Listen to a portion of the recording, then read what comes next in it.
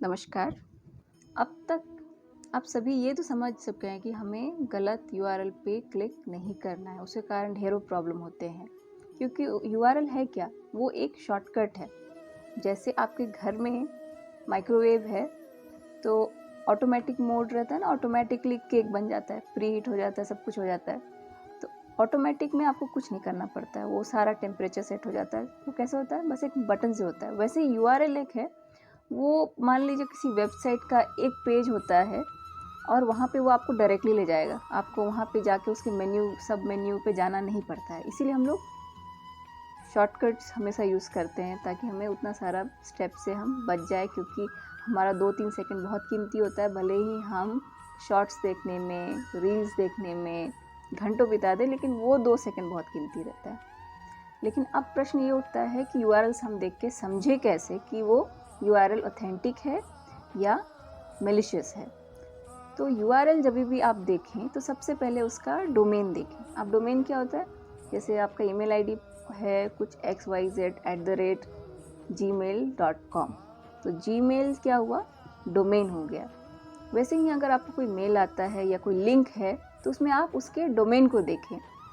जैसे अभी आप स्क्रीन में देखिए, एक ईमेल आईडी है jdoe@apple.com।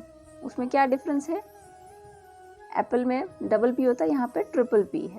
तो इसी तरह के सिंपल चेंजेस करके वो या तो आप हड़बड़ी में होंगे तो ध्यान नहीं देंगे, या जैसे नेक्स्ट आप देखिए लिखा हुआ account@netflix.com, उसमें एल मिसिंग है। तो ये छोटे छोटे चीज़ों से वो साइबर क्रिमिनल आपको ट्रिक करना चाहता है। या तो फिर कोई यूआरएल्स होते हैं जो कि बहुत लंबे होते हैं। जैसे अमेज़न का वेबसाइट है amazon.com, लेकिन फ्रॉडस्टर क्या करेगा? amazon.job.com। तो आपको लगेगा अच्छा अमेज़न का एक कुछ पार्ट होगा जॉब। तो आइए देखते हैं, अगर आप job.com करके आप डालेंगे हुइज़ पे, तो यहाँ पे वो जो डोमेन है वो कहाँ बुक्ड है? GoDaddy ऑनलाइन सर्विसेज पे। दूसरा चीज़ जो आपको हिंट देगा कि ये एक गलत यूआरएल है वो है एक्शन। कोई भी फेक यूआरएल जो होते हैं ना, वो बहुत ही ज़्यादा प्रलोभन वाले होते हैं। जैसे आपको कहेंगे कि घर बैठे आप हर रोज़ 2000 कमाइए, 4000 कमाइए। अब वो ज़्यादा नहीं फेंकते हैं, पहले बहुत फेंकते थे, अब थोड़ा कम फेंकते हैं, क्योंकि समझ गए कि पब्लिक थोड़ा सा अक्लमंद हो रही है, थोड़ा समझदार हो रही है।